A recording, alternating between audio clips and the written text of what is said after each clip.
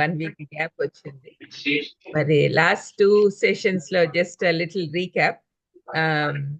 First session లో మనము లోకం పట్ల దేవుని ప్రణాళిక ఏంటి అని చూసుకున్నాము. అంతేకాకుండా సువార్త అంటే కేవలము యేసు ప్రభు జనన మరణ పునరుద్ధానంలే కాకుండా ఇంకా కొంచెం డీపర్ గా పోయి దేవుని రాజ్య స్థాపన కోసం యేసు ప్రభు ఈ లోకానికి వచ్చాడు అనే విషయము మనం అర్థం చేసుకున్నాము. దేవుడు మనల్ని, ఆయన రాజుగా ఉన్నాడు కాబట్టి మనము వైస్ రీజన్స్ గా మనల్ని ఏర్పాటు చేశాడు. మన బాధ్యత ఏంటంటే సువార్త చెప్పి, అంటే యేసు ప్రభువుని గురించి అందరికీ బోధించి ఆ రాజ్యంలోకి అందరినీ తీసుకొని రావాలి. మనము దేవుని రాజ్య వారసులం కాబట్టి, దేవుని రాజ్య పౌరులం కాబట్టి ఆ పౌరసత్వం అందరికీ వచ్చేటట్టుగా మనము ప్రయత్నం చేయాలి. అదే మనం చేయాల్సిన పని. తర్వాత రెండవ యాక్చువల్గా దేవుని ప్రణాళికలోనే చాలా నేర్చుకున్నాము. ఆది కాండము 1:1-1:28లో మన బాధ్యతలు, దేవుడు మనల్ని సృష్టించిన తర్వాత మనకిచ్చిన బాధ్యతలన్నీ కూడా మనము చూసుకున్నాం.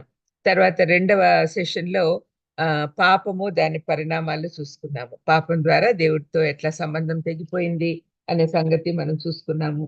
తర్వాత పాపం వల్ల ఫలితాలు అవన్నీ కూడా చూసుకున్నాం. ఈరోజు థర్డ్ సెషన్లో దేవుని విమోచన ప్రణాళిక గురించి మనం ధ్యానించుకుందాం.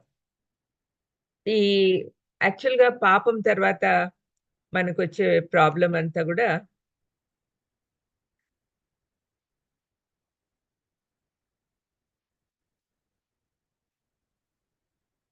Praise the Lord, I got it.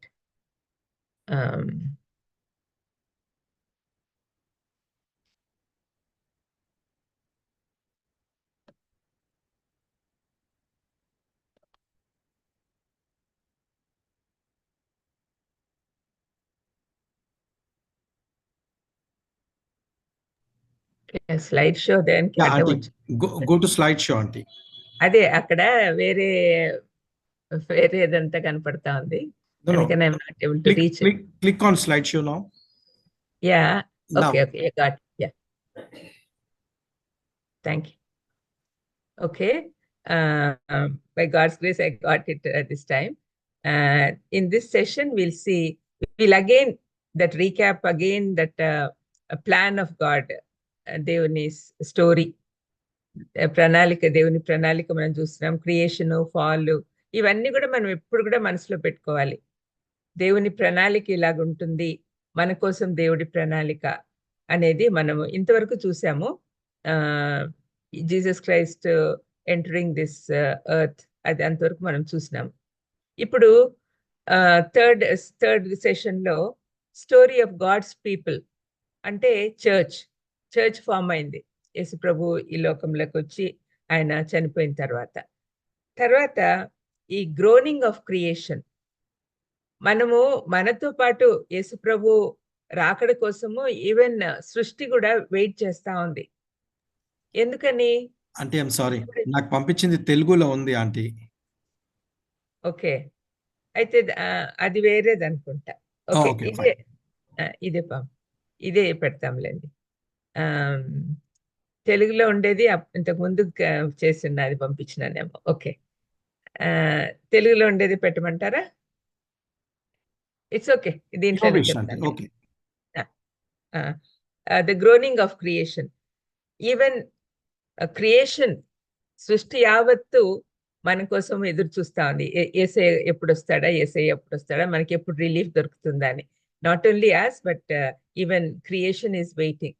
ఎందుకంటే ఎంత పొల్యూషన్ వచ్చింది చూడండి. ఇక్కడ మనం ఈ పిక్చర్లో చూస్తే ఇక్కడ ఫ్యాక్టరీస్ నుంచి వచ్చే పొల్యూషన్, మన ఢిల్లీలో చూస్తున్నాం కదా, లైట్స్ వేసుకొని పోతున్నారు. ఇదంతా ఢిల్లీ సీన్ అనుకోవచ్చు, అంత భయంకరంగా ఉంది. పొల్యూషన్ ఎక్కువైపోయి అందరు మాస్క్లు వేసుకోండి అని చెప్పి ఆర్డర్ పాస్ చేశారంట. మరి విక్టిమ్స్, అమ్మాయిల మీద ఎంత భయంకరంగా జరుగుతున్నాయి ఇవన్నీ చూస్తున్నాము. అణిచివేయబడుతున్నారు, పోలీసులు ఎట్లా కొడుతున్నారు చూడండి.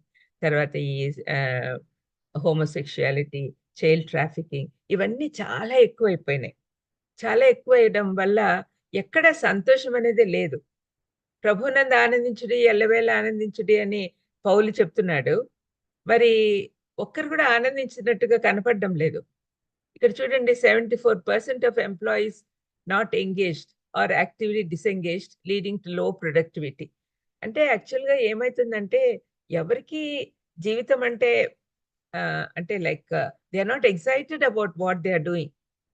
ఏదో ఉన్నాము, మేము బతకడానికి ఉద్యోగాలు చేస్తున్నామని ఎవరు సంతోషంగా చేయట్లేదు. ఇంకా 84% of employees are unhappy. All because సృష్టి యావత్తు groaning, waiting for the Lord to come. ఇక్కడ ఒక question, what led to this world view shift? First of all there was Christian ఫెయిత్‌లో ఏమనుకుంటా అన్నారు, యేసు ప్రభు ఈ లోకంకి వచ్చినాడు టు రిడీమ్ ద వరల్డ్ అని అనుకున్నారు. కానీ తర్వాత ఏమైంది? ఈ కరప్షన్ ఇదంతా వచ్చిన తర్వాత దేవుని ఉగ్రత వస్తుంది అని చెప్తున్నారు. ఇవన్నీ ఎందుకు? Why then would God give up on the earthly thing and in which he originally placed us. ఇప్పుడు మనల్ని ఎందుకు ఇక్కడి నుంచి తీసుకెళ్ళిపోవాలనుకుంటున్నాడు దేవుడు అని అందరికీ ఆశ్చర్యం. అంటే they are not happy about it. అన్ని క్వెషన్స్ వస్తూ ఉంటాయన్నమాట. క్వెషన్స్ వస్తున్నప్పుడు మనం మళ్ళీ ఇయన్నీ గుర్తు చేసుకోవాలి. బ్లెస్సింగ్ ద నేషన్స్, అబ్రహాం సంతానం ద్వారా దేవుడు ఎలాగా మనల్ని ఆశీర్వదించాలనుకుంటున్నాడు ప్రపంచం యావత్తు. ఇప్పుడు సెకండ్ ఫేజ్‌లో దేవుని బిడ్డలం ఎవరు దేవుని బిడ్డలు అంటే సంఘం. సంఘం స్థాపించబడింది ఎందుకు? సువార్త ప్రకటించడానికి. యేసు ప్రభు ఎవరి కోసం ఈ లోకానికి వచ్చాడు? ఇజ్రాయెల్ జనాంగం కోసం. అయితే ఇజ్రాయెల్ జనాంగము ఆయనను సిలువ వేశారు. యూదులే కదా సిలువ వేసింది. మరి యూదులు సిలువ వేసినప్పుడు రోమపత్రికలో దీని గురించి చాలా చక్కగా వివరించబడింది. దయచేసి రోమపత్రిక చదవండి. It's not difficult to understand it. చాలా ఈజీగా అర్థమవుతుంది. మీరు ఇది మనసులో పెట్టుకోండి. రోమపత్రిక అంతా అర్థం చేసుకోవడానికి చిన్న విషయం ఏంటంటే దాంట్లో ఉండేదంతా కూడా ఏముందంటే ఫస్ట్ ఇజ్రాయెల్ ప్రజలు పాపం చేశారు. వాళ్ళని దేవుడు క్షమించాలనుకున్నాడు గానీ, వాళ్ళే ఆయనను సిలువ వేశారు. తర్వాత ఇజ్రాయెల్ జనాంగాన్ని పక్కన పెట్టేసి అన్యుల్ని ఎన్నుకున్నాడు దేవుడు. వాళ్ళు గూడా అందరూ ఏ భేదము లేకుండా అందరూ పాపం చేసిన వాళ్ళే. అన్యులు పాపం చేశారు, ఇజ్రాయెల్ జనాంగము పాపం చేశారు, సంఘంలో ఉండేవాళ్ళు పాపం చేశారు. అయితే సంఘాన్ని ఎన్నుకున్న తర్వాత సంఘం ఎప్పుడు ఫార్మ్ అయింది? యేసుప్రభు చనిపోయిన తర్వాత. సంఘం ఏర్పడిన తర్వాత సంఘం ద్వారా సువార్త ప్రకటించబడాలి. సంఘం ద్వారా సమస్త ప్రజలు ఆశీర్వదించబడాలి అని దేవుడి ప్రణాళిక. సో, ఇప్పుడు సంఘం యొక్క బాధ్యత ఏంటి అంటే సువార్త ప్రకటించడం. అందరిని యేసుప్రభు రాజ్యంలోకి తీసుకురావడం. ఇది మన బాధ్యత. సంఘం అంటే ఎవరు? మనమే కదా! రక్షింపబడిన ప్రతి ఒక్కరు సంఘమే. మరి మనము సంఘంగా ఉంటూ అందరిని blessing India, blessing the world and bringing it to the Lord's feet. అది మన బాధ్యత. ఇప్పుడు చాలా మందికున్న ఒక క్వెషన్ ఏంటంటే, why is Jesus Christ unique among other gods? యేసుప్రభు ఏం చెప్పాడు? యోహాను 14లో నేనే మార్గం, సత్యం, జీవం, వెలుగు అన్నాడు. చాలా మంది మన చుట్టూ ఉన్న వాళ్ళందరూ, ముఖ్యంగా మన దేశంలో ఎన్నో కోట్ల మంది దేవతలు, దేవుళ్ళు ఉన్నారు. వాళ్ళందరూ ఎందుకొచ్చారు? దుష్టులను శిక్షించడానికి, మంచి వాళ్ళని రక్షించడానికి వచ్చారు. మరి అటువంటి వాళ్ళతో దేవుణ్ణి, యేసుప్రభుని ఎలా పోల్చాలి? What is the uniqueness of Jesus Christ? దేవునిలో, యేసుప్రభువులో ఉన్న యూనిక్‌నెస్ తెలుసుకుంటే గాని మనము డిఫెండ్ చేయలేం. మనం ఎప్పుడు కూడా సువార్తను, సత్యాన్ని నిలబెట్టడానికి, సువార్తను రక్షించడానికి మనము చేయబడి ఉన్నాం. సంఘం యొక్క బాధ్యత అది. So, first we have to realize the truth. మనము ట్రూత్‌ని డిఫెండ్ చేయాలి అనుకున్నప్పుడు మనలో దాని గురించి ఎలాంటి డౌట్స్ ఉండకూడదు. ఇప్పుడు గూడా చాలా మంది క్రైస్తవులు ఎందుకు యేసుప్రభు ఒక్కడే మార్గం అని అంటారు? ఏంటి మేము అంతా మంచిగానే ఉంటున్నాం కదా! మేము పూజలు చేసుకుంటున్నాము. మా దేవుడిది గూడా పరలోకానికి వాళ్ళ మోక్షానికి తీసుకెళ్తారు అని అంటూ ఉంటారు. We should be able to defend our Christ. ఆయన యునిక్నెస్ మనకు తెలిస్తే గానీ మనము పూర్ణ హృదయంతో డిఫెండ్ చేయలేం. అందుకండి why is Jesus Christ so great? What is the uniqueness of him అనేది మనం తెలుసుకోవాలి. ఒక 10 పాయింట్స్ చెప్తాను. మీరు గుర్తుపెట్టుకోండి. ఫస్ట్‌దేంటి? యేసుక్రీస్తు ఒక్కడే తను జీవం గల దేవుణ్ణి అని చెప్పాడు. ఈ రెఫరెన్స్‌లందరూ మీరు చెక్ చేసుకోవచ్చు. Only Jesus Christ claim to be the living God. జీవం గల దేవుడిని అని చెప్పాడు. అది ఎలా ప్రూవ్ చేసుకున్నాడు? నిత్యత్వం నుండి భవిష్యత్ నిత్యత్వం వరకు ఆయన ఉన్నాడు. అయితే ఈ లోకంలోకొచ్చినప్పుడు సంపూర్ణ మానవుడిగా వచ్చి ఆయన చనిపోయాడు. అయితే చనిపోయి అలాగే ఉండిపోయాడా? లేదు కదా! పునరుద్ధానుడయ్యాడు. పునరుద్ధానుడయ్యాడు. మూడో రోజు తిరిగి లేచాడు అని చెప్పడానికి చాలా రుజువులున్నాయి. బైబిల్‌లో ఉన్నాయి. చాలా ఆయన 40 డేస్ ఇక్కడే ఉండి అందరికీ కనపడ్డాడు. అందుకని ఆయన నేను జీవం గల దేవుణ్ణి అని చెప్తూ ఉన్నాడు. మరి రెండవ పాయింట్ ఏంటంటే, సాధువులు, గురువులు ఇతరులను గురించి చెప్తారు గానీ, యేసు ఒక్కడే తనను గురించి తానే నేనే మార్గం, సత్యం, జీవం అని చెప్పాడు. ఇప్పుడు చూడండి వీళ్ళందరూ ఈ హోలీ పీపుల్ వీళ్ళందరూ కూడా ఏదో ఒక దేవతనో, దేవుళ్ళనో చూపిచ్చి అతన్ని నమ్మండి అప్పుడు మీరు మోక్షానికెళ్తారు అని చెప్తారు. అయితే యేసు ప్రభువు మాత్రమే నేనే మార్గం, సత్యం, జీవం అని చెప్తున్నాడు. అంతేకాకుండా యేసుప్రభు ఒక్కడే దేవునికి, మనిషికి మధ్యవర్తి అని కూడా రాయబడింది. ఆయన దేవునికి, మనిషికి మధ్యవర్తి ఒక్కడే. ఆయనే క్రీస్తు అని చెప్పబడింది. 1 తిమోతి 4:5లో. అందుకనే ఈయనొక్కడే అంటే మధ్యవర్తులంటే ఎవరూ లేరు. చాలామంది పొరపాటున మరియమ్మ మధ్యవర్తి అనుకుంటున్నారు. యేసుప్రభు తల్లి మధ్యవర్తి అనుకుంటున్నారు. కాదండి. ఆమె కూడా మనలాంటి మానవురాలే. ఆమె కూడా రక్షకుడిని అంగీకరించింది. యేసుప్రభు తన గర్భంలో ఉన్నప్పుడు లూకాసు వార్త 2వ అధ్యాయంలో చదివితే ఆమె స్తుతి పాట పాడుతది. దాంట్లో తనే గర్భంలో ఉండేది రక్షకుడు అని చెప్పి మొదటి అధ్యాయంలోనే చూడండి 46లో నా ప్రాణము ప్రభువును గణపరచుచున్నది. ఆయన తన దాసురాలి దీనస్థితిని కటాక్షించెను. నా ఆత్మ నా రక్షకుడైన దేవుని యందు ఆనందించెను. నా ఆత్మ నా రక్షకుడైన దేవుని యందు ఆనందించెను అంటుంది. అంటే ఆమెకు కూడా రక్షణ అవసరము. నాకొక రక్షకుడు కావాలి అని తెలుసుకుంది. ఆయన తన దాసురాలి దీనస్థితిని కటాక్షించెను. నా ఆత్మ నా రక్షకుడైన దేవుని యందు ఆనందించెను. సర్వశక్తిమంతుడు నాకు గొప్ప కార్యములు చేసిన కనుక ఇది మొదలుకొని అన్ని తరముల వారు నన్ను ధన్యురాలని అందరూ. అంటే ప్రతి యుగంలో కూడా ఆమెకు మించిన మానవురాలు లేదు. హ్యూమన్ బీయింగ్స్‌లో లేడీస్‌లో ఆమె బెస్ట్ అన్నమాట. అందరికంటే గొప్ప లేడీ. మరి అటువంటి ధన్యత నాకుంది. కానీ నేను రక్షకుడు నాకు కూడా కావాలి. నా దేవుడు నన్ను కరుణించాడు కాబట్టి నా కోసము ఈ లోకంలోకొచ్చాడు నన్ను రక్షించడానికి అని ఆమె తెలుసుకుంది. అందుకని ఆమెను మధ్యవర్తి అని అనుకునేదానికి లేదు. యేసుప్రభు ఒక్కడే దేవునికి మనకు మధ్యలో మధ్యవర్తి. మధ్యవర్తి అంటే ఏం లక్షణాలు కలిగి ఉండాలి? ఎవరైనా మధ్యవర్తిత్వం చేస్తున్నాడు అంటే 2 పార్టీస్ తెలిసి ఉండాలి. He should know completely about both the parties.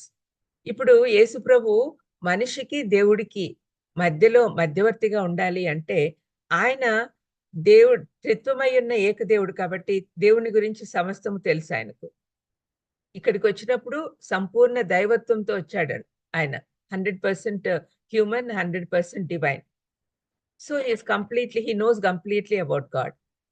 ఈ వైపయితే ఆయన సంపూర్ణ మానవుడిగా వచ్చాడు కాబట్టి, ఆయనకు మనుషుల బాధలు తెలుసు, మనుషుల కష్టాలు తెలుసు, మనుషుల ఫీలింగ్స్ తెలుసు. అందుకనే ఆయన మాత్రమే మధ్యవర్తిగా ఉండగలిగే యోగ్యత ఉంది. Hope I am making you understand everything properly. ఈ పాయింట్స్ మీరు గుర్తుపెట్టుకోవాలండి దయచేసి. ఎందుకంటే డిఫెన్స్ కోసం. మన దేవుని గురించి ఎవరు తప్పు మాట్లాడకూడదు.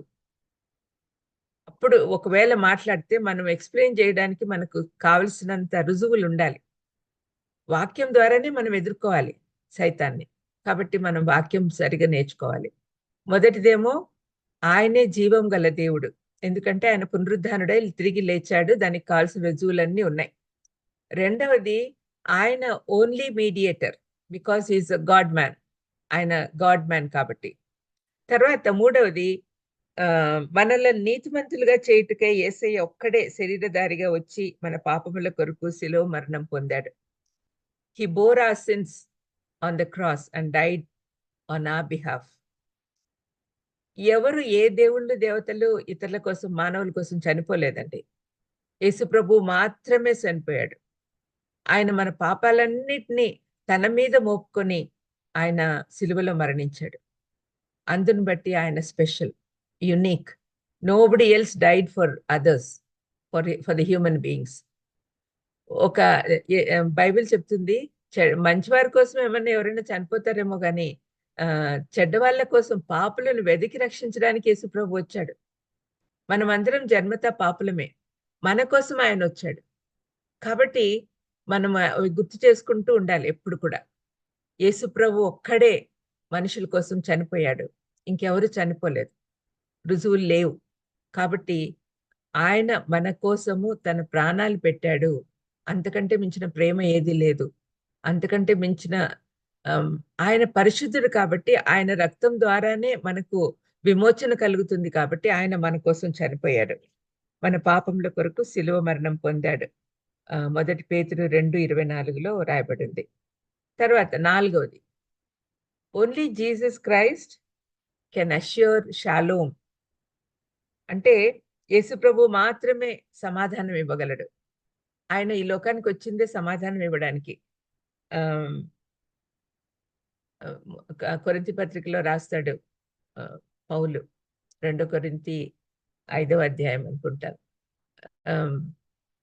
మనుషుల్ని తన తండ్రితో సమాధానపరచుటకే యేసు ప్రభు ఈ లోకానికి వచ్చాడు. మరి ఆ విధంగా యేసు ప్రభు మాత్రమే షాలోమ్ తిరిగి తీసుకురాగలడు, సమాధానం తీసుకురాగలడు. సమాధానము అనేసరికి మనకు గుర్తు రావాల్సింది తప్పనిసరిగా సిలువ. సిలువలో ఒకటి నిలువు కర్ర, ఒకటి అడ్డకర్ర ఉంది. నిలువు కర్రలో దేవునితో సమాధాన పడాలని మనకు గుర్తు చేస్తుంది. అడ్డకర్ర ఏమో తోటి మానవులతో సమాధాన పడాలని గుర్తు చేస్తుంది. కాబట్టి ఈ సమాధానం అనేది క్రీస్తు సిలువ ద్వారానే మనకు వచ్చింది. ఆయన తను చనిపోయి మనకు సమాధానం దయచేశాడు. సమాధానం కోల్పోయింది ఎప్పుడు? ఆదాము పాపం చేసినప్పుడు సమాధానం కోల్పోయాడు. కోల్పోయిన సమాధానాన్ని తిరిగి తీసుకొచ్చాడు యేసు ప్రభు. కాబట్టి ఆయన ద్వారా మాత్రమే సమాధానం మనకొస్తుంది.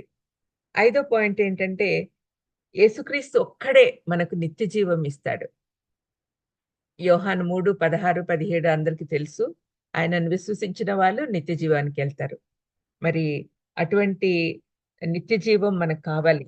యోహాను 3:16 అందరికీ కంటతో వచ్చి ఉంటుంది. అయితే ఒక్క మాట మీకు చదివి వినిపిస్తాను. ఆ 2వ దాంట్లో 17లో, లోకము తన కుమారుని ద్వారా రక్షణ పొందుటకే గాని లోకమునకు తీర్పు తీర్చుటకు దేవుడు ఆయనను లోకంలోకి పంపలేదు.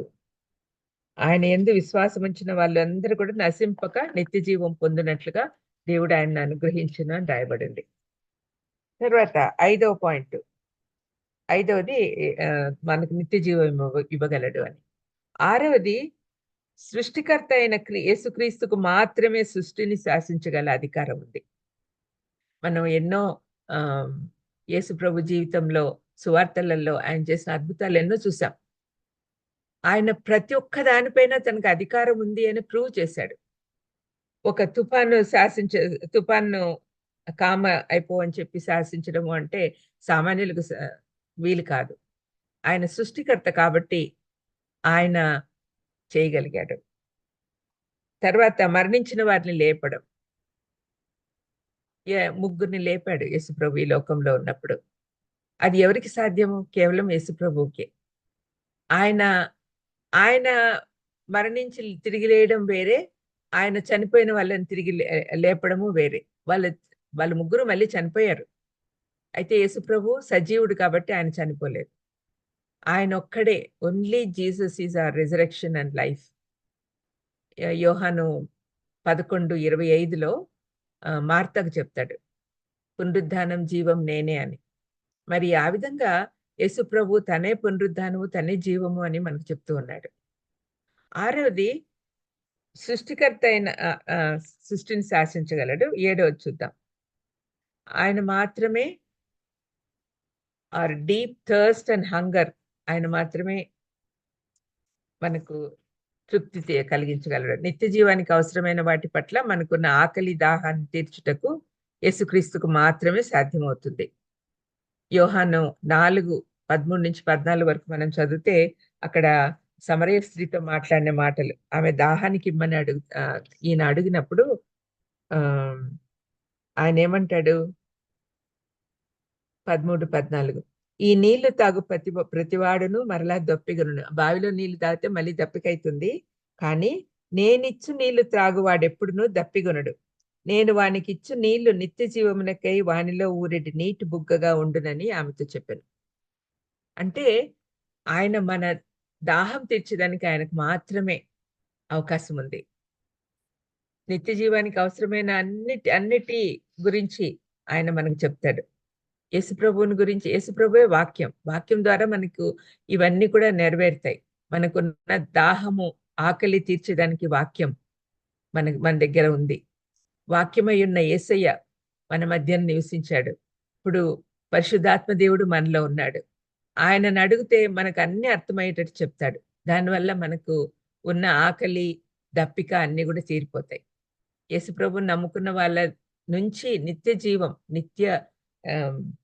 నీటి బుగ్గగా, నిత్య జీవమునకై వానిలో ఊరెడి నీటి బుగ్గగా ఉండును అని చెప్తున్నాడు. అంటే ఇతరులకు కూడా యూస్ఫుల్ గా ఉంటాము. ఇతరులకు కూడా బుగ్గ అంటే నీటి బుగ్గ, వస్తూనే ఉంటాయి నీళ్లు. మరి అటువంటి జీవము ఇతరులకు కూడా మనం ఇవ్వాలి. దేవుని రాజ్యంలో చేర్చాలి అంటే మనలో నుంచి ఊబి బయటికి రావాలి. మనలో ఉన్న సంతోషం బయటికి రావాలి. మనలో ఉన్న ఆయన ఇచ్చిన ఆనందం అందరికి కనపడాలి. మనము ట్రాన్స్ఫార్మ్ అయ్యామని అందరికి తెలియాలి.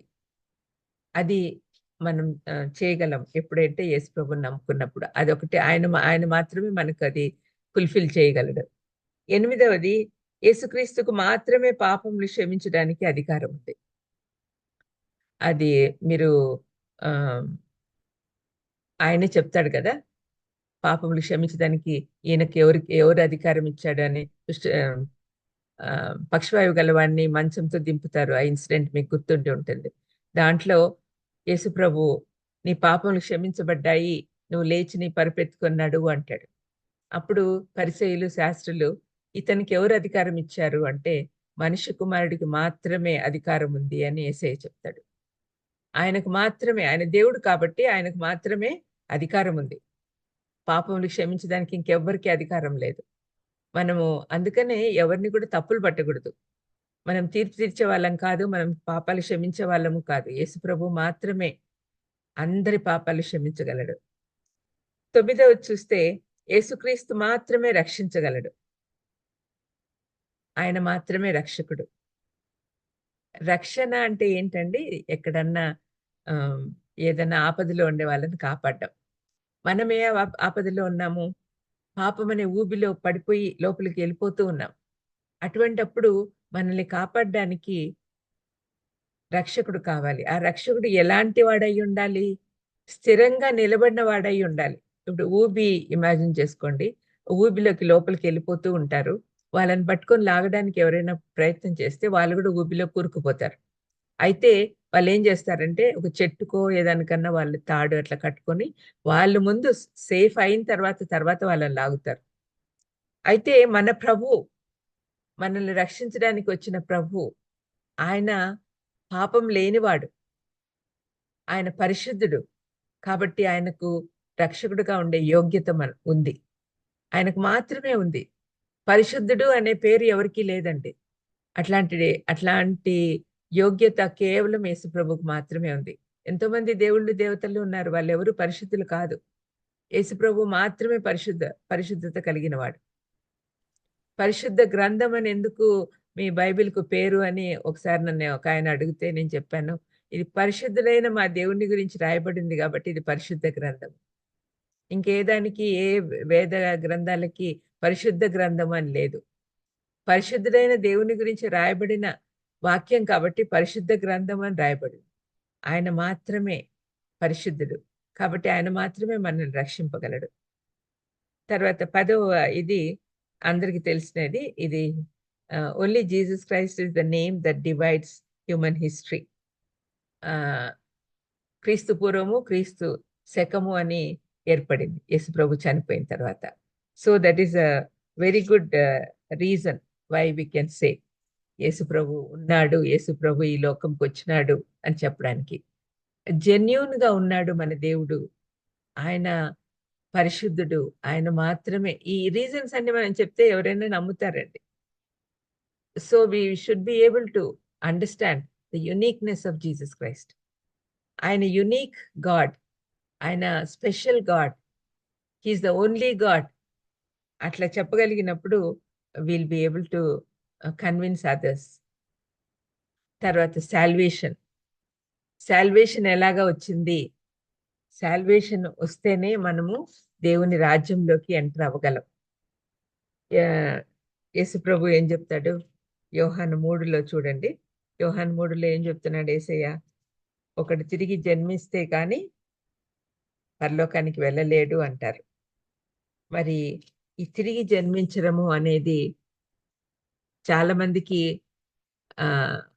అర్థం కాదండి. కొన్ని చర్చెస్‌లో బోర్న్ అగైన్ ఎక్స్‌పీరియన్స్ ఉందా అని అడుగుతారు పోంగానే. మరి దాని మీనింగ్ నాకు ఇంతకుముందు తెలిసేది కాదు. కానీ బోర్న్ అగైన్ ఎక్స్‌పీరియన్స్ లేకుంటే మనము రక్షణ నిశ్చయితలోకి రాలేం. రక్షణ నిశ్చయితలు అంటే ఏంటి? ఈ క్షణంలో మనం చనిపోతే పరలోకానికి వెళ్ళిపోతాము అనే నిశ్చయిత. అటువంటి నిశ్చయిత మనం కలిగి ఉన్నప్పుడు ఆనందంగా జీవించగలం. ఎందుకంటే ఒక సర్టనిటీ మనకుంటే మనం హెవెన్‌కి తప్పనిసరిగా పోతాము అనుకుంటే డెఫినిట్‌గా will want to go there. ఈ పాడు ప్రపంచంలో ఉండే కంటే తొందరగా వెళ్ళిపోవచ్చు కదా అని అనిపిస్తది. కాబట్టి మనము సాల్వేషన్ అనేది సరిగ్గా అర్థం చేసుకోవాలి. సాల్వేషన్ ఎప్పుడొస్తుంది? అపోస్తల కార్యం 10 ప్రకారము యేసు ప్రభు అని నమ్మి నీ నోటితో ఒప్పుకొని నీ హృదయంలో విశ్వసిస్తే రక్షణ వస్తుంది అని పౌలు చెప్తున్నాడు. యేసు ప్రభు అని. ప్రభు అంటే నన్ను ఏలేవాడు ఆయనే అని. నోటితో ఒప్పుకోవాలి. అందరిలో చెప్పాలి. దానికి రుజువుగా బాప్తిసం తీసుకోవాలి. ఇవన్నీ జరిగిన రోజున మనం దేవుని కుటుంబ సభ్యులమవుతాం.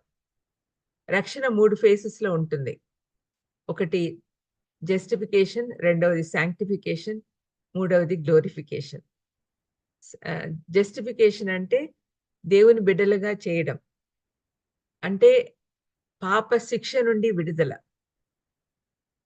యేసు ప్రభువులో ఉండే వాళ్ళకి ఏ శిక్షా విధియు లేదు అని చెప్పి రాయబడింది. మరి ఏ శిక్ష ఉండదు మనకు. యేసు ప్రభు ఆయన దేవుని కుటుంబంలోకి మనము దత్తపుత్రులుగా స్వీకరించబడతాం. అప్పుడు మనము ఏమైనా తప్పులు చేస్తే రక్షణ పోదు మనకు. రక్షణ ఉంటుంది. రక్షణ శాశ్వతమా కాదా అనేది కూడా చాలా డిబేట్స్ జరుగుతూ ఉంటాయి.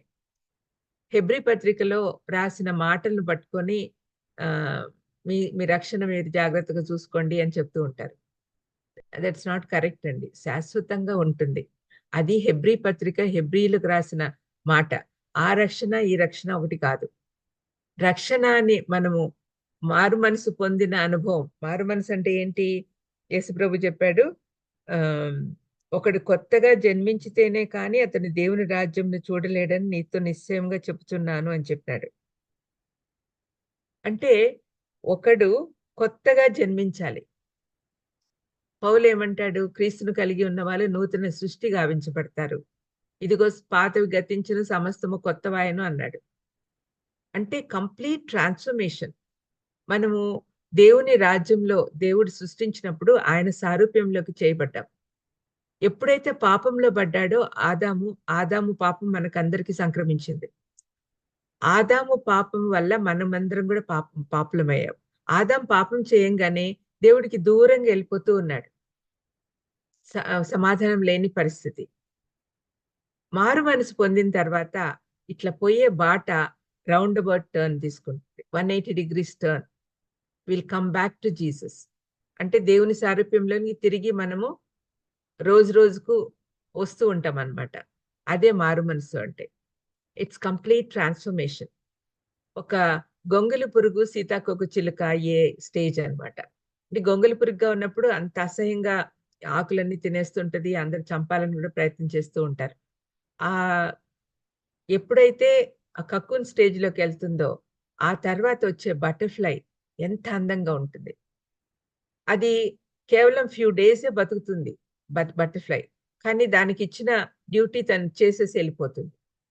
అదేవిధంగా మారుమనసు అనుభవంలోకి వచ్చిన మనం కూడా ట్రాన్స్‌ఫార్మ్డ్ లైవ్స్ ఇతరుల కోసం జీవించి, మనము దేవుని రాజ్యంలోకి అందరిని నడిపించి, తిరిగి దేవుని సన్నిధిలోకెళ్ళిపోవాలి. అది మన ఎయిమ్ అయి ఉంటుంది. మరి సాల్వేషన్ అంటే రక్షణ పొందిన ప్రతి ఒక్కరు కూడా ఆ రక్షణ నిశ్చయత కలిగి ఉండాలి. మనం నిజంగా చాలామంది ఆహ్, నార్త్ ఆంధ్రాలో నేను చాలా సార్లు నోటీస్ చేశాను. మీటింగ్స్‌కెళ్ళినప్పుడు మీరు రక్షణ పొందారా అంటే అందరి చేతులు బల్లారాధనలో పాల్గొంటారు. బల్లారాధన పాల్గొనడము, మారుమనసు అనుభవం పొందడం ఒకటి కాదండి. మారుమనసు అంటే complete transformation in the heart. దాన్ని బయట మనము చూపించడానికి మేము క్రిస్టియన్స్, మేము దేవుని బిడ్డలము, ఆహ్, దేవుని కుటుంబ సభ్యులమని చెప్పడానికి బాప్తిసం తీసుకుంటాం. బాప్తిసం తీసుకున్నప్పుడు సరైన మీనింగ్ కూడా మనకు అర్థం కావాలి. బాప్తిసం అంటే నీటిలో ముంచినప్పుడు పాపత జీవితానికి మనం మరణించినాం. తిరిగి లేచినప్పుడు మనకు నూతన జన్మ వస్తుంది. అది బాప్తిసం యొక్క మీనింగ్. అయన్నీ కూడా సరిగ్గా అర్థం చేసుకోవాలి. తర్వాత స్టేజ్ ఏంటి? సాంక్టిఫికేషన్. ఒక్కసారి జస్టిఫై అయిన వాళ్ళు, నీతిమంతులుగా తీర్చబడిన వాళ్ళు వెంటనే మంచోళ్ళయిపోరు. నీతిమంతులు 7 సార్లు పడిపోయినా తిరిగి లేపుతాడు దేవుడు అని రాయబడింది.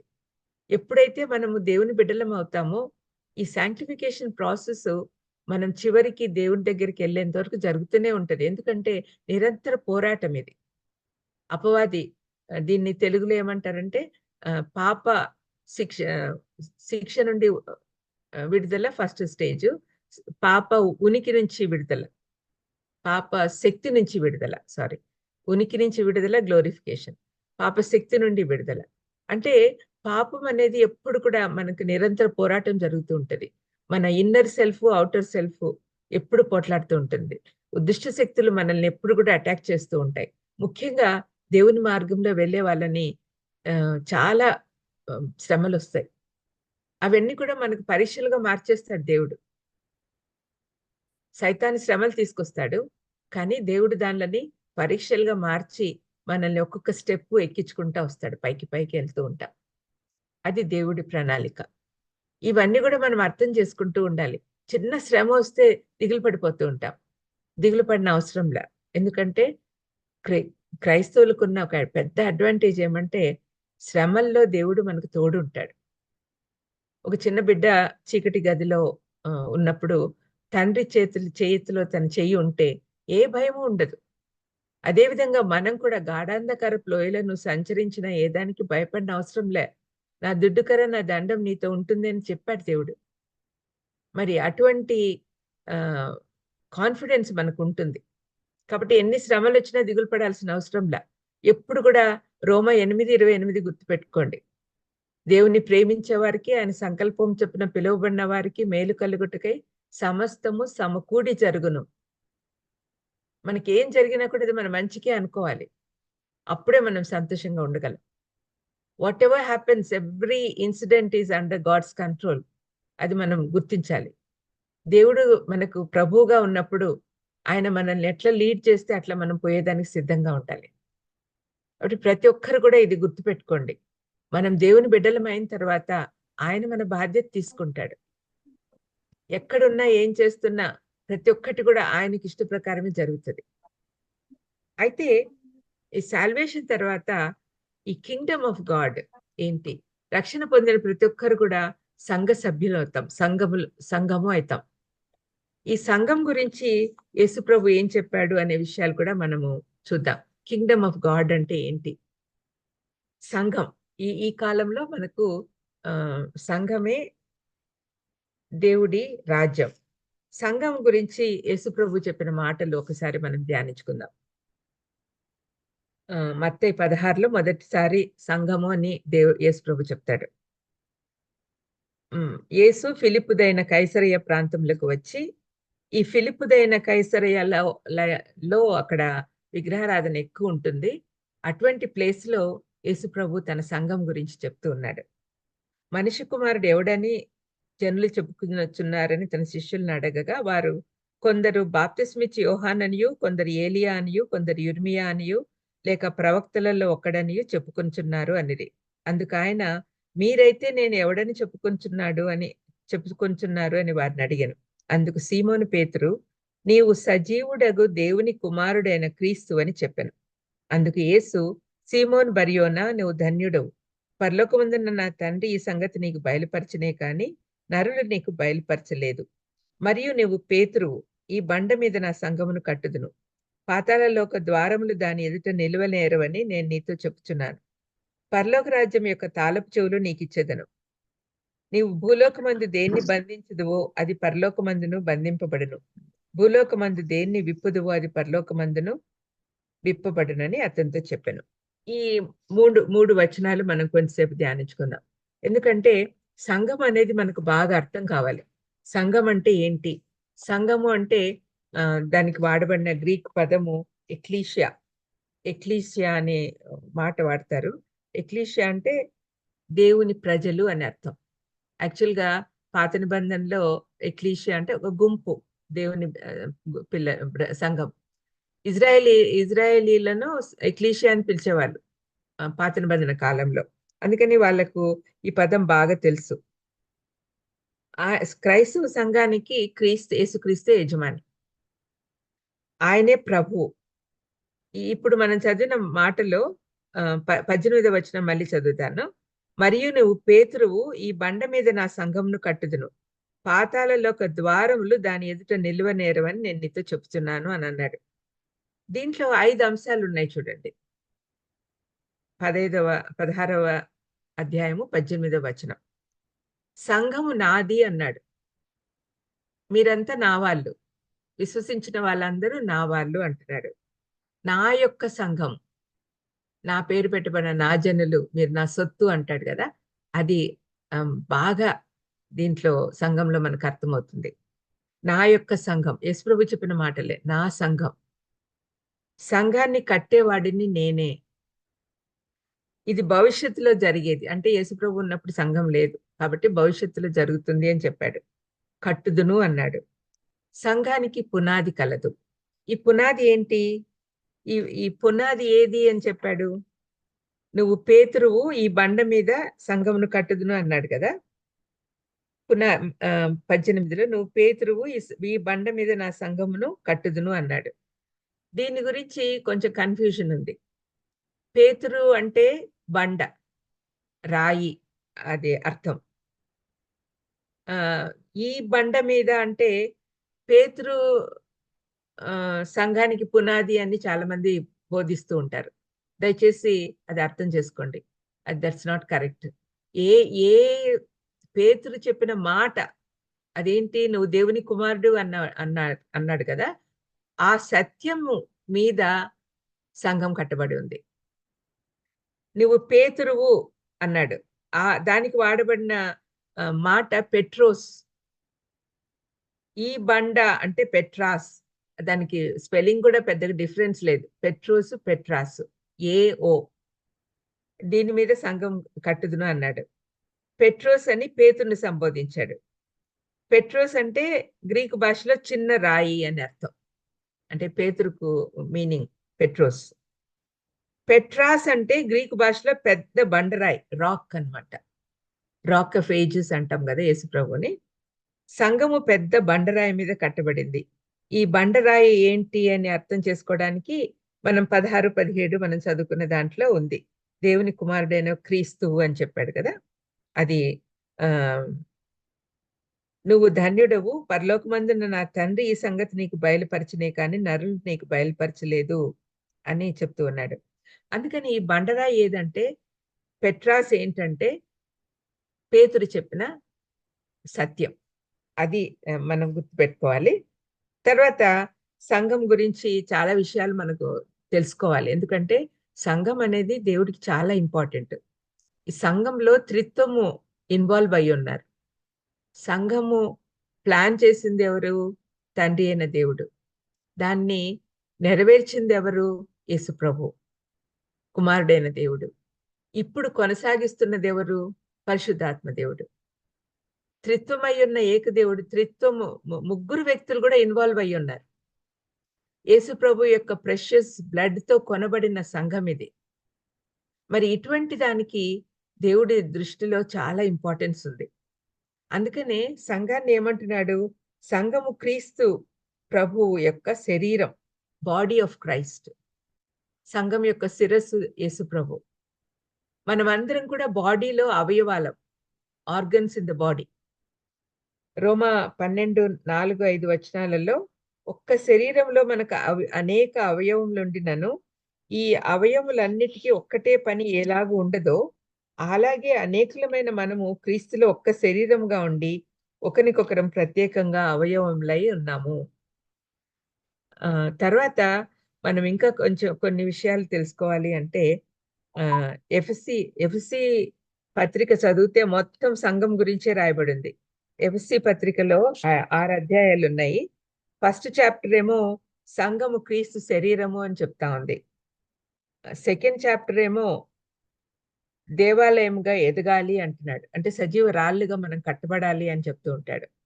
మనమే సజీవ రాళ్ళం, మనమే రాళ్ళం, అవయవాలే రాళ్ళగా మన ద్వారానే సంఘాన్ని కడుతున్నాడు దేవుడు. దట్ ఈస్ ఆ డ్యూటీ. మనము సంఘం కట్టడానికి మనం తోడ్పడాలి. మనకు దేవుడిచ్చిన తలాంతులన్నీ ఉపయోగించుకోవాలి. మన సమయము, సామర్థ్యము, మన సంపద అన్నీ కూడా సంఘం కట్టడానికి ఏర్పరచుకోవాలి. ఆ సంఘమే దేవుని రాజ్యం. ఇప్పుడు ఆ సంఘంలోకి ఇతరులను తీసుకొని రావాలి. అది మన బాధ్యత. ఆయనలో ఎఫెసీ 3వ అధ్యాయంలో ఏమో మర్మముగా ఉండి ఇప్పుడు బయలుపరచబడింది అని రాయబడింది. 4వ అధ్యాయంలో church is like a new man, నూతన పురుషుడు అని అంటాడు. 5వ అధ్యాయంలో church is like a bride అంటున్నాడు. 6వ అధ్యాయంలో church is like an army and we are soldiers అని చెప్తున్నాడు. ఈ ఎఫ్సి పత్రిక చదివితే సంఘం గురించి చాలా విషయాలు పౌలు బోధిస్తూ ఉన్నాడు. పౌలు ఇవన్నీ ఎక్కడ నేర్చుకున్నాడండి? యేసుప్రభు పాదాల దగ్గర కూర్చొని నేర్చుకున్నాడు. ఆయన యేసుప్రభుని దర్శించిన తర్వాత 3 సంవత్సరాలు గలిలయ ప్రాంతంలో కూర్చొని అరేబియా ప్రాంతంలో యేసుప్రభు పాదాల దగ్గర నేర్చుకున్నాడు అని ఫిలిప్పీ పత్రికలో రాయబడింది. మరి ఆ విధంగా డైరెక్ట్ దేవుని దగ్గర నుంచే నేర్చుకున్నాడు. ఎట్లా నేర్చుకున్నాడంటే ఆయన అప్పటికే ఈ శరీరంలో లేడు కదా, ఇక్కడ లేడు, ఆత్మలా. అంటే ఏ విధంగా ఆయనకు నేర్పించాడో మనకు చెప్పబడలేదు బైబిల్లో.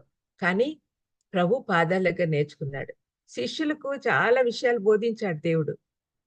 ఆయనతో పాటు 3.5 సంవత్సరాలు ఉన్నాడు వాళ్ళందరూ కూడా. అయితే వాళ్ళకు సరిగ్గా తలకెక్కలే ఆ బోధలు పౌలుకెక్కినట్లుగా. వాళ్ళు ఆయనను సాధారణ బోధకుడుగా తీసుకున్నాడు గాని దేవుని కుమారుడు అని తెలుసుకోలేకపోయారు. అది ఎప్పుడు పునరుద్ధానుడు అయిన తర్వాత వాళ్ళకు కన్ఫర్మేషన్ వచ్చింది. తోమా అంటాడు కదా, నా ప్రభువా నా దేవా అని. ప్రభువుగా అంగీకరించలేదు వాళ్ళు. వాళ్ళు ఒక బోధకుడుగానే ట్రీట్ చేశారు యేసు ప్రభువుని. అందుకని వాళ్ళకు అంత కాన్సన్ట్రేట్ చేయలేదు ఆయన బోధల మీద.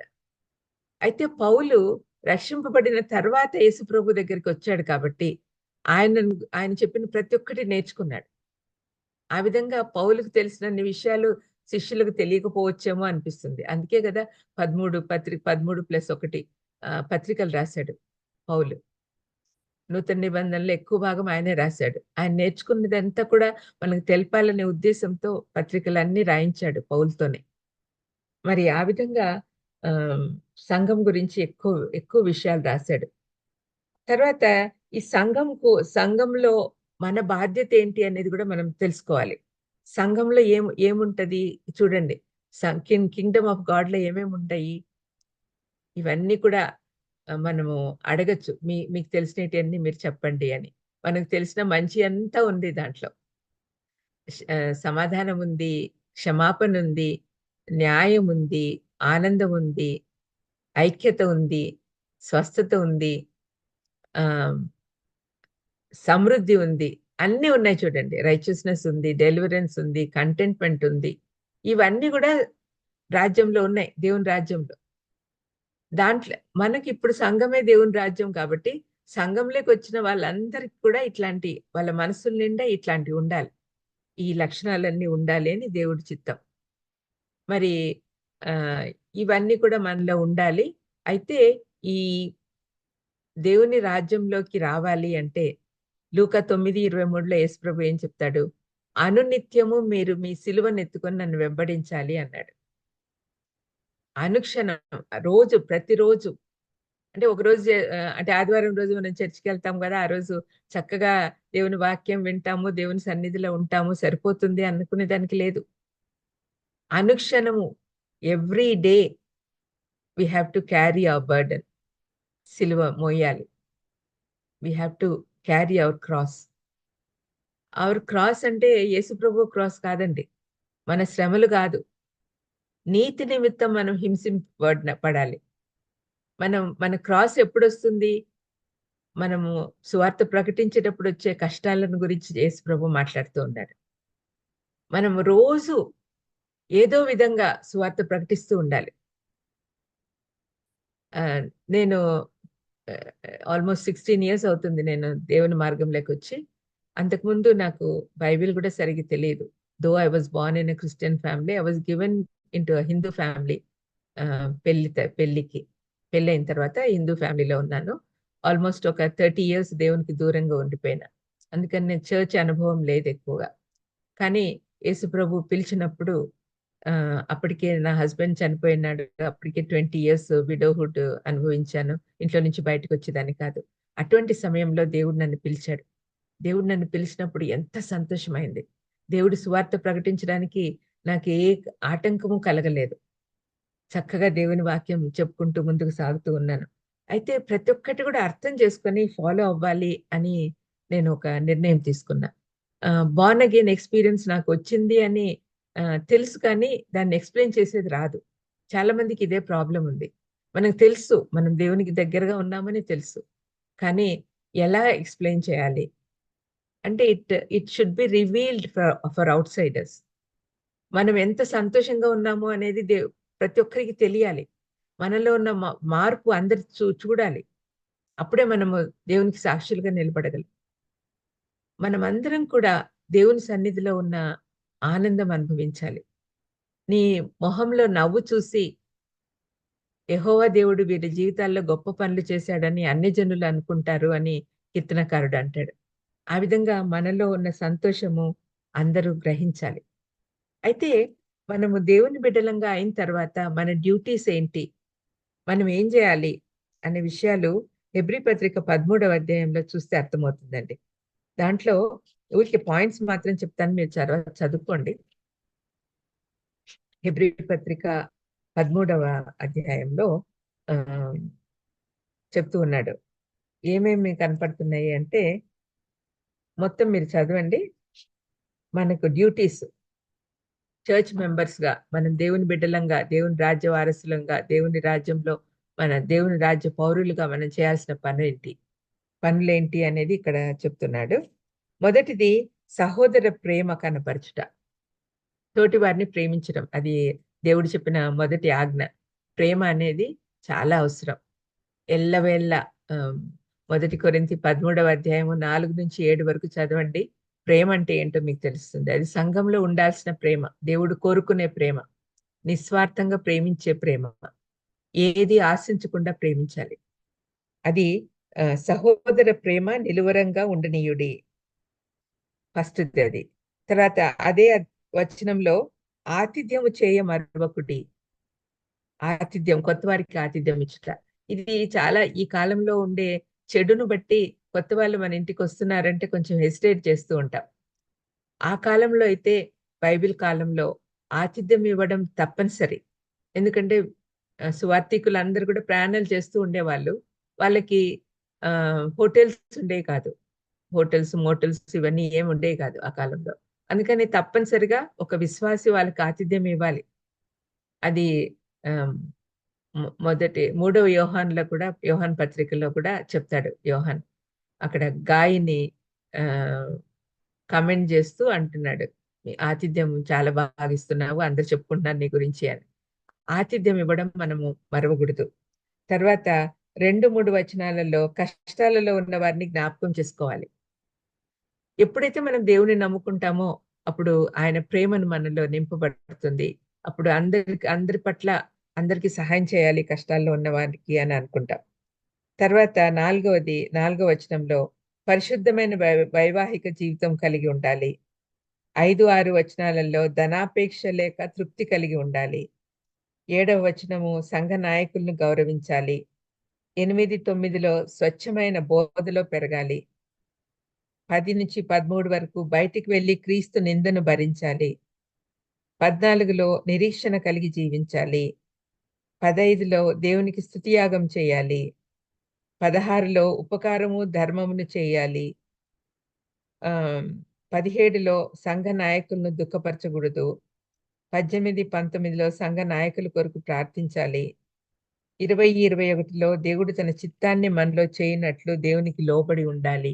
ఇవన్నీ కూడా మనం చేయాల్సిన అవసరం ఉంది. కాబట్టి సంఘము ఏమేం డ్యూటీస్ ఉన్నాయో అవన్నీ కూడా చెప్తున్నాడు. సాల్వేషన్ గురించి ఎఫ్ఎస్సి పత్రికలో చాలా చక్కగా చెప్తున్నాడు. ఎఫ్ఎస్సి 2:8-9లో హౌ ఆఫ్ సాల్వేషన్. చాలా మంది మంచి పనులు చేయడం వల్ల మనం రక్షింపబడతామని అనుకుంటారు. కానీ బైబిల్ ఏం చెప్తుందంటే 8-9 మీరు విశ్వాసం ద్వారా కృపచేతనే రక్షింపబడి ఉన్నారు.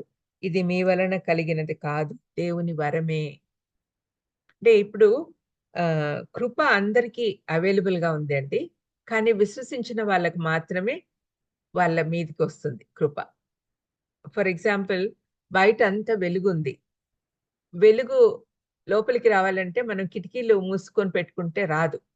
కిటికీలు తెరవాలి. కృపను వెలుగుతో పోల్చుకోవచ్చు. మనం తలుపేసుకోవడము ఆ తలుపు అనేది విశ్వాసంతో పోల్చొచ్చు. మనం విశ్వాసంతో తలుపు తీసినప్పుడే వెలుగు లోపలికొస్తుంది. అది ఈజీ వే టు అండర్‌స్టాండ్ కృప. కృప అంటే ఏంటి? ఏ యోగ్యత లేని వాళ్ళని దేవుడు ప్రేమించడం. ఆ కృప అందరికీ అవైలబుల్‌గా ఉంది. నమ్మిన వాళ్ళందరికీ. అయితే ఆ విశ్వాసం, నమ్మకం అనేది మనకుండాలి. అది హౌ ఆఫ్ సాల్వేషన్. తర్వాత 10వ వచనంలో వై ఆఫ్ సాల్వేషన్. మరి ఎందుకు రక్షింపబడినారు అంటే, మనమందరికీ రక్షణొచ్చిందని మనకు ష్యూరిటీ ఉంది. మనకు గ్యారంటీగా తెలుసు మనకు రక్షణొచ్చింది అని. Why? Why are you saved? మేము రక్షణ పొందినాం, మేము పరలోకానికి ఎళ్ళిపోతాం అని అనుకోవడానికా? కాదు గదా! You have to do something. ఇక్కడేమంటున్నాడు? ఆహ్, వాట్ మరియు వాటి యందు మనం నడుచుకొనవలెనని దేవుడు ముందుగా సిద్ధపరిచిన సత్క్రియలు చేయుటకై. ఎందుకు రక్షింపబడినాము అంటే సత్క్రియలు చేయడానికి. దేవుడు అందుకనే మనల్ని సృష్టించాడు. సత్క్రియలు ఏదైనా మంచి పనులు చేసేటప్పుడు దేవుని మహిమార్థం వాడుకుంటాడు దేవుడు. అందుకనే మనం సత్క్రియలు చేయడానికి ఆహ్, పెట్టబడి ఉన్నాం. ఈ ఇది ఇప్పుడు కైసరయ ప్రాంతంలో యేసుప్రభు మాట్లాడినాడు అని చెప్పి అనుకున్నాం కదా! దాన్ని గేట్స్ ఆఫ్ హేడ్స్ అంటారు. మనము ఆహ్, అదేంటి నరకానికి దారి అని అనుకోవచ్చు. ఇవన్నీ కూడా మనం చెప్పుకున్నాము. తర్వాత ఇంకొక మాట అంటాడు. ఆహ్, సంఘానికిచ్చిన హ్మ్, ఇదేంటి పవర్ ఏంటంటే, ఏది బంధిస్తామో అది బంధింపబడుతుంది అని చెప్పాడు యేసుప్రభు. పాతాళ లోక ద్వారములు అంటే ఇప్పుడు నేను చూపించిన గేట్స్ ఆఫ్ హేడ్స్ అన్నాను కదా! అది పాతాళ లోక ద్వారం. అంటే అక్కడంతా ఐడోలేట్రీ ఎక్కువుంది కాబట్టి అక్కడ వాళ్ళకి బాగా అర్థమవుతుందని చెప్తూ ఉన్నాడు యేసుప్రభు ఇక్కడ. పరలోక రాజ్య తాళపు చెవులు నీకిచ్చేదను. నువ్వు భూలోకమందు దేన్ని బంధించుదువో అది పరలోకమందు బంధింపబడును. భూలోకమందు దేన్ని విప్పుదువో అది పరలోకమందును విప్పబడునని అతను చెప్పాను. అంటే సంఘానికి ఎంత అథారిటీ ఇచ్చాడంటే దేవుడు, సంఘం అంటే మనమే. మనకి ఎంత అథారిటీ ఇచ్చాడంటే దేవుడు, మనము ఇది బైండ్ చెయ్యి దేవా అంటే బైండ్ అయిపోతది. అంటే మనం విశ్వాసం ఉండాలి అంతే. పాపాన్ని మనం బైండ్ చేయొచ్చు. Indifference, demonic influence, division deception, self centredness, bitterness, jealousy, injustice, వీటన్నిటికీ విడుదల మనము, అంటే దానికి ఆపోజిట్ వర్డ్స్ అన్ని మనం వాడుకోవచ్చు. ఇవన్నీ కూడా మన చేతిలోనే ఉన్నాయి. మనం ప్రార్థన ద్వారా, సంఘం ప్రార్థన ద్వారా చేయగలదు ఇవన్నీ కూడా. అది మనకిచ్చిన అధికారం అని మనం తెలుసుకోవాలి. తర్వాత ఈ పాయింట్ మీరు అర్థం చేసుకోండి. ఇక్కడ ఏం చెప్పబడిందంటే, సంఘము అనేది ఇక్కడ మనకు కనపడతా ఉంది. మధ్యలో కనపడుతుంది. సంఘము అందరూ అక్కడ ఉన్నారు.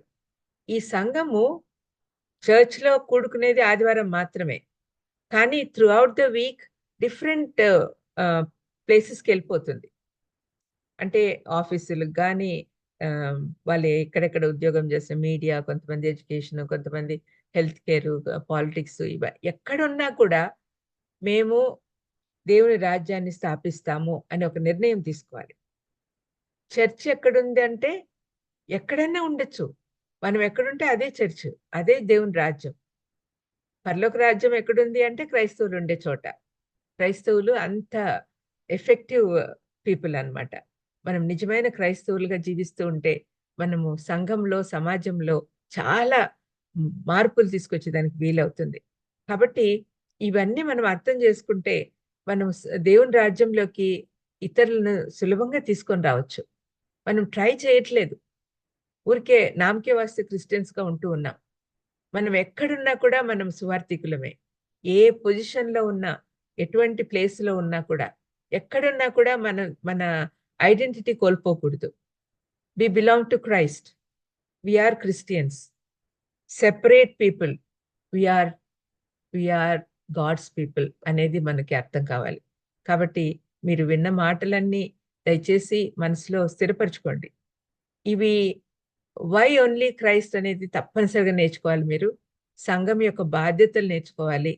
మనల్ని నుంచి దేవుడు ఏది ఎక్స్‌పెక్ట్ చేస్తాడో అనేది కూడా తెలుసుకుంటే తప్పనిసరిగా మన జీవితాలు మారిపోతాయి.